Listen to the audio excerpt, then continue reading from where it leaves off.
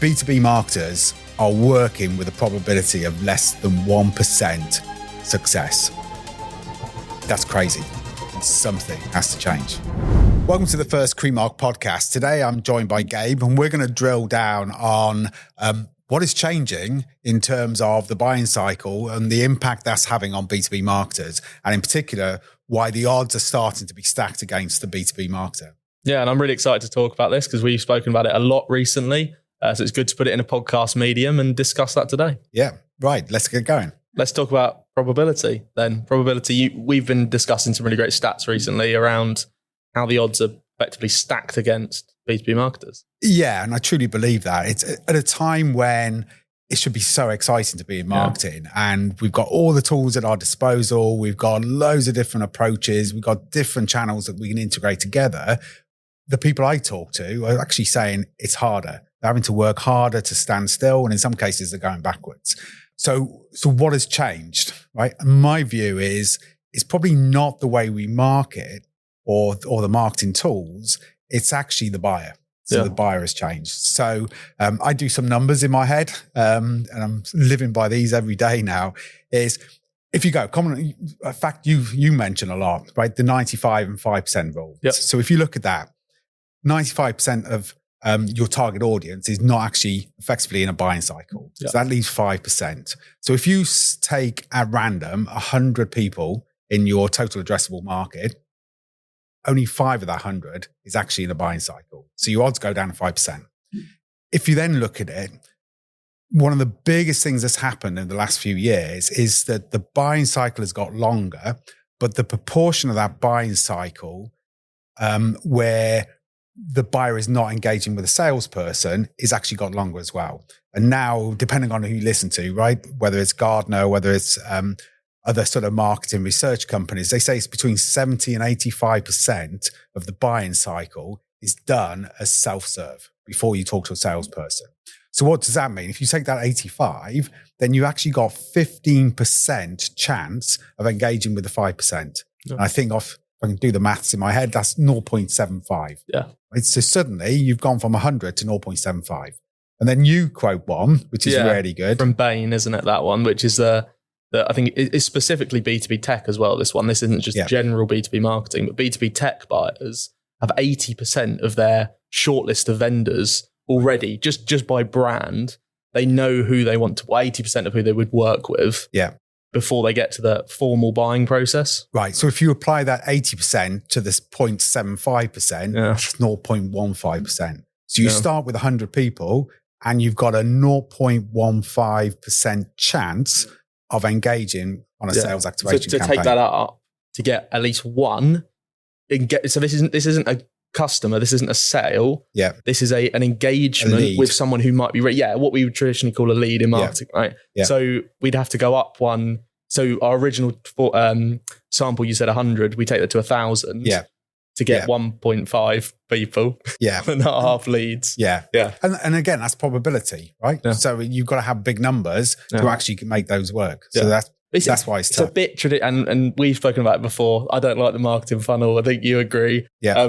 But if we look at it in a funnel, it's just generally the more you have to put in the top to get some out the bottom, right? Yeah. We're then talking 10,000 people in the top to get 15 leads. Yeah. Right. And a lot of organizations hasn't got 10,000 people in their target audience. Well, that's, So, that's, of course, So we it's probably worth talking about that. We have very complex clients sometimes. We have clients that have less than 1,000 businesses that they could work with in the world. Exactly. So you have to do something differently rather than the old way of doing things. Yeah. Because those numbers just aren't going to cut it, are they? Because also, as we know, when we engage with new clients, they'll give us a lead target. They'll say, can we have 15 leads a week? Yeah. And then when you do the maths. Yeah. If you go backwards up that old fashioned funnel, the numbers just don't stack up. Probably not going to add up. Yeah. So we're talking about very, very low probability for B2B marketers to actually get leads in the traditional sense.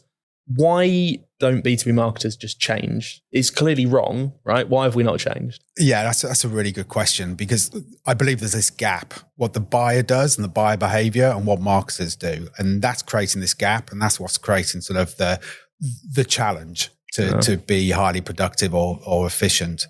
But there's lots of factors that's driving that gap even wider. The first one is, and I can say this because I've run a sales team, it's getting harder and harder to sell, right? Sales cycles getting longer. Buying decision making is getting more complex. Yeah, size of buying committees. Exactly. So as a salesperson, you'd sit there, or a sales leader, you sit there and your pipeline is slipping. Your sales momentum is actually getting longer and slowing down. So the natural reaction is, I need more leads, right? If I get more leads, more things in the top of the funnel, then I've got more opportunity to sell.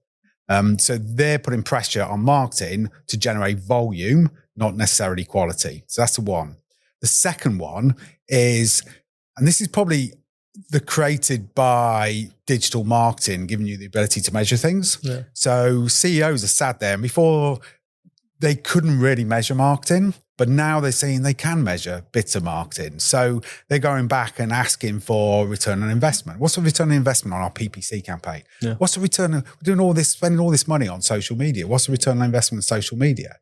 So that is driving the marketer to say, well, if I need budget, I therefore have to justify every single channel. But we know, sitting here, that the true value comes from the integration of the channels, not from each isolated channel. Yeah. But I'm forced, or I'm being driven as a marketing director to focus on those channels where I can show a direct attribution. Yeah. And that's not necessarily the right things to be focused on. Yeah, but you're saying it's better to have that holistic view, the integrated view of multiple channels working together, but also just channels that you can't track, not just channels working together. Exactly. But if you look at some of the sort of golden age of advertising, you've got a magazine ad, impossible to measure how effective that magazine ad was properly, not directly anyway. Yeah.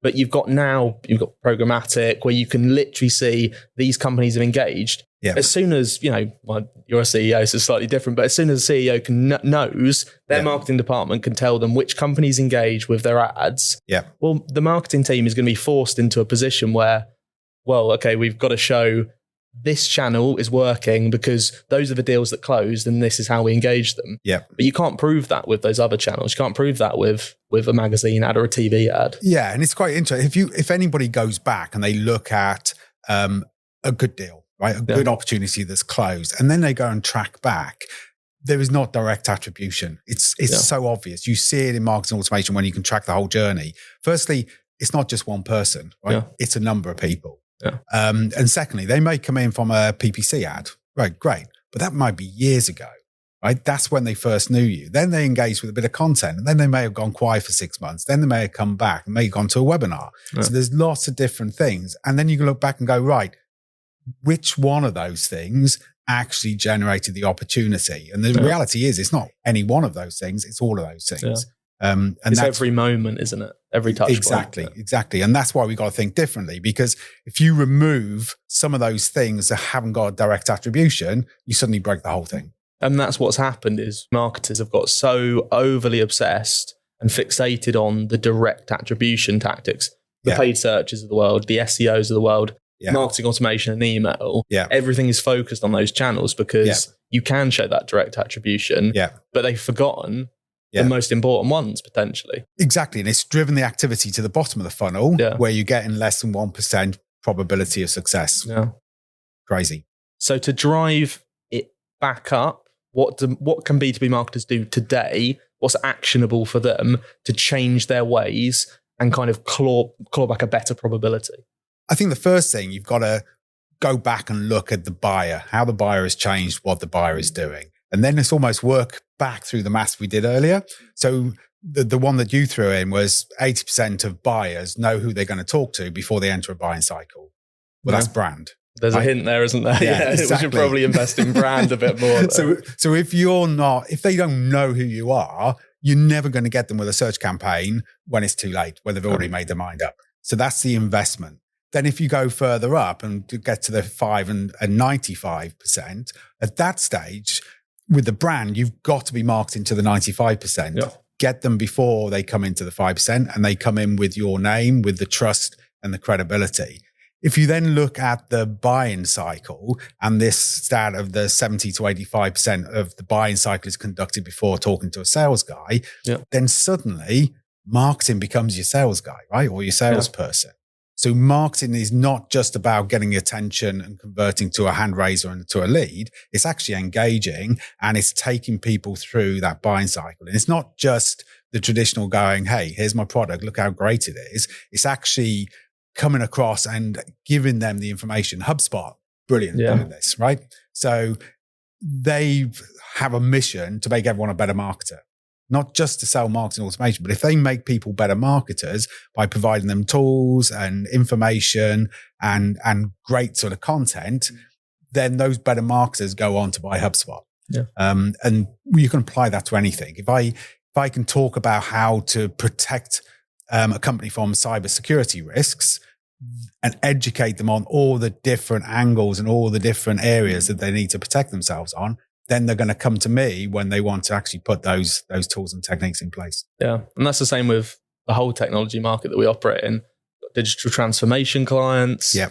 These are the frameworks you need to transform digitally, to grow your business with technology, put the right things in the right places. Yeah. Then who do they come to? The one that gave them that knowledge and that information and that value. But if you look at it, where do they go to? They go to your website, right? Yeah.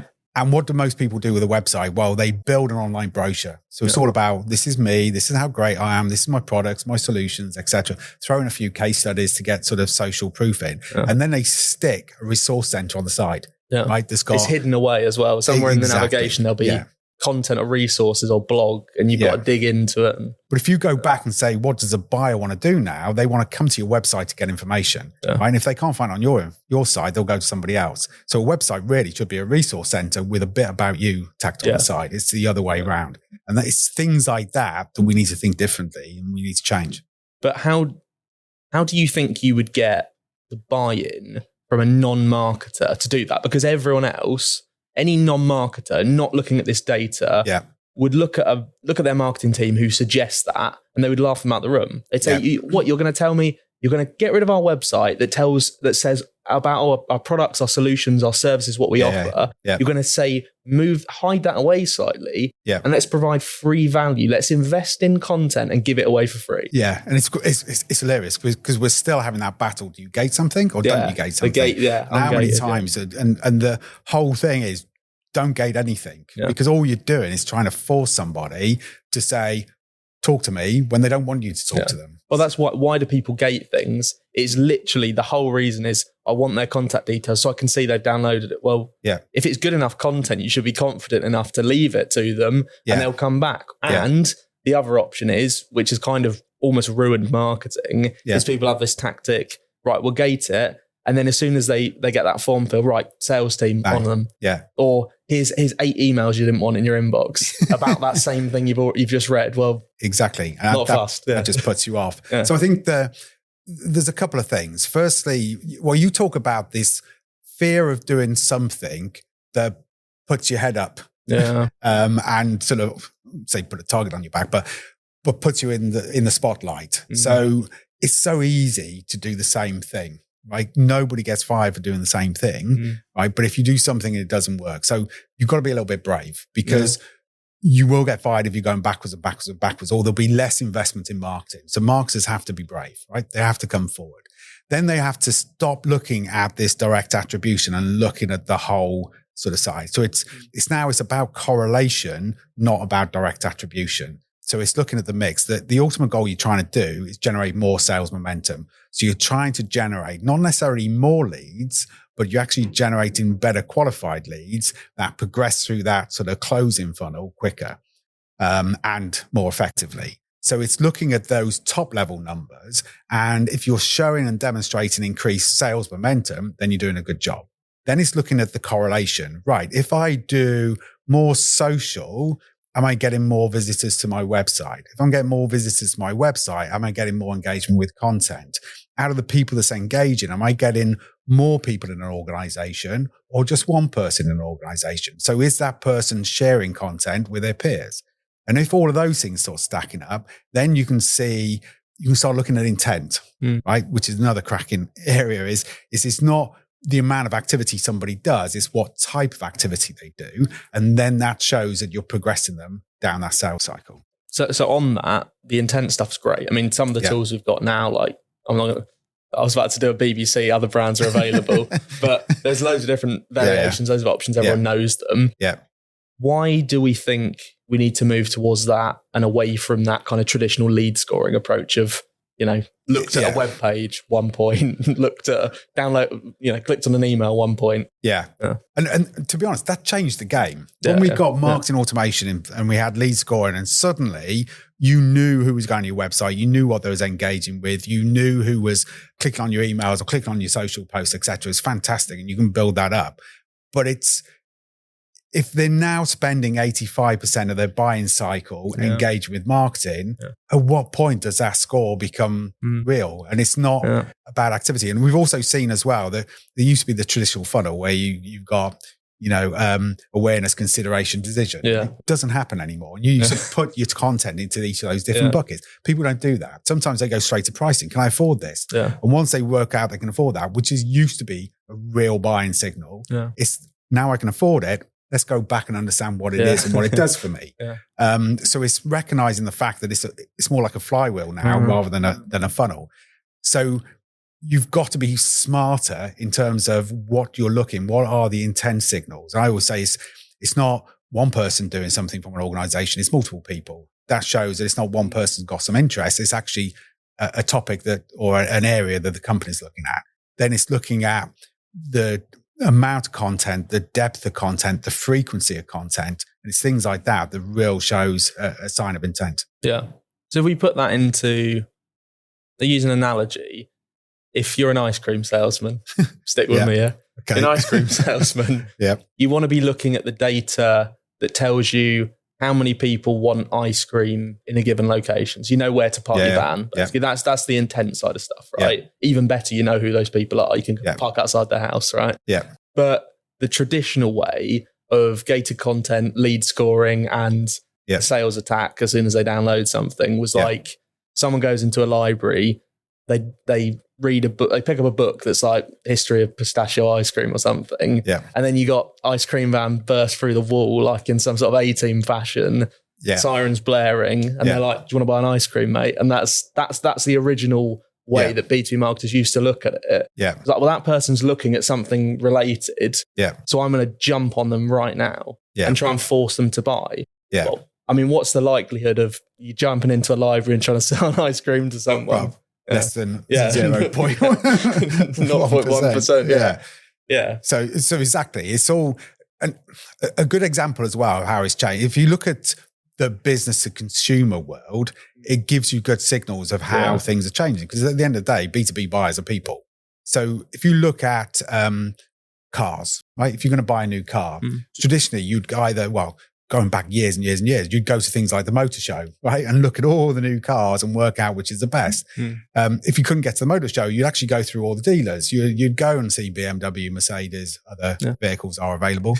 And you'd look at all of them. You don't do that now, right? When I last bought a car, I went straight to the dealership I wanted to. I knew exactly the make, the model, the color, everything that I wanted. And it was like, this is what I want. And that was because you'd done the self-serve. Well, you knew the brand you wanted. Exactly. And then you did the self-serve journey. Exactly. I was bought into the brand. I did my research, and then I went in and basically said, this is what I want to buy. Yeah.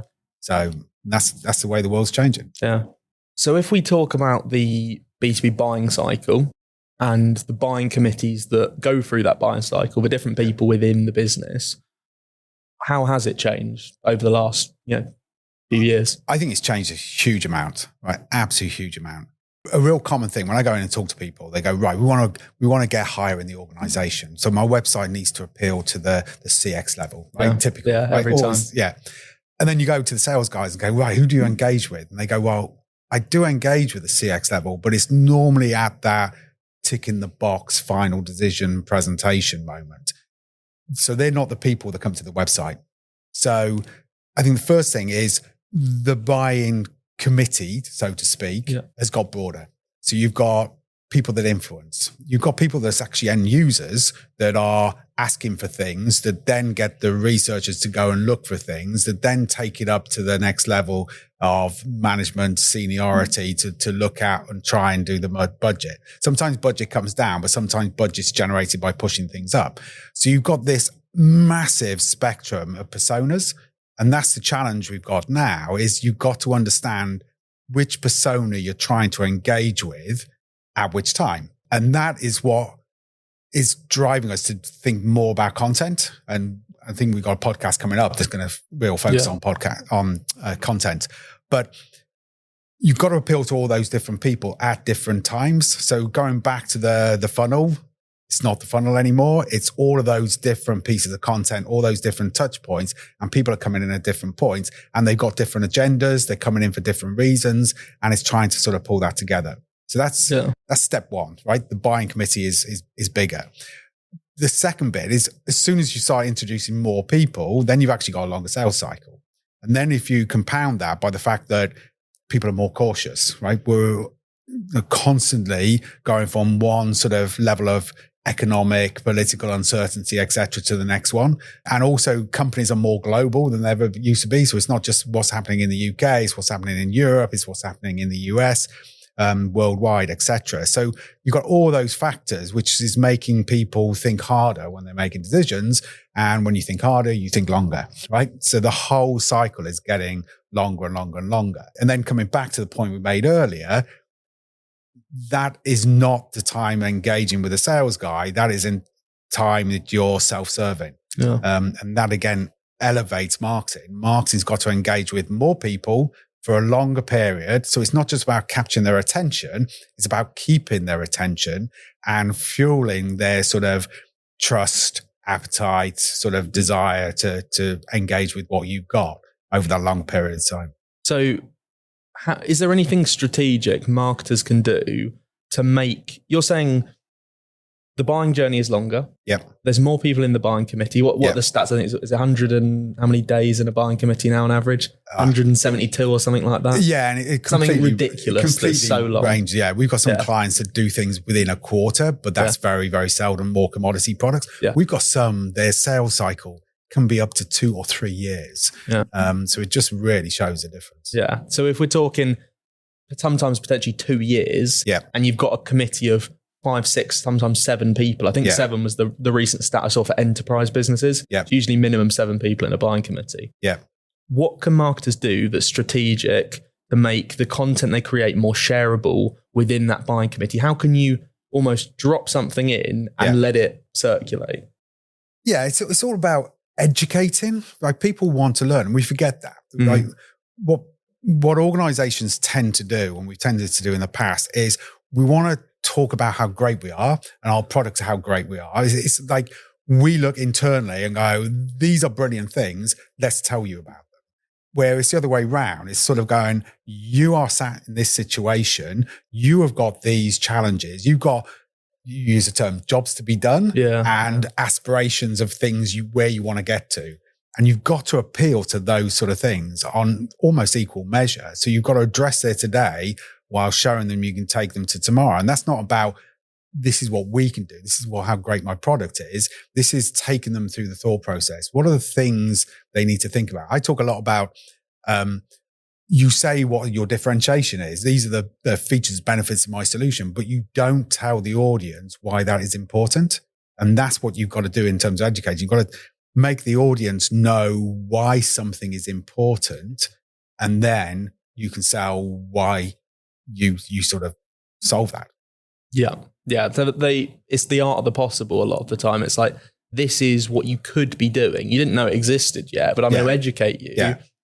Going back to the HubSpot example you used, it's a perfect example because they're educating marketers on things they didn't know were possible. Yeah. And they're giving them these sort of downloadable checklists and calculators and templates and frameworks for free and saying, look, here, learn this. Yeah. Because we know that when you learn it, you'll realize, well, marketing automation is going to be pretty key in this journey I'm going on. So if I'm selling, for example, enterprise software for HR, right, for people management, if I'm talking to HR people around talent acquisition, what's the best processes or the best steps to do talent acquisition, they're going to become better HR people. And then they're going to go, well, what tools can I use to get me there? So I need a system now. Yeah, exactly that. You've got to convince them how to do things the right way or what's important. And then your solution overlays on that, or your service overlays on that.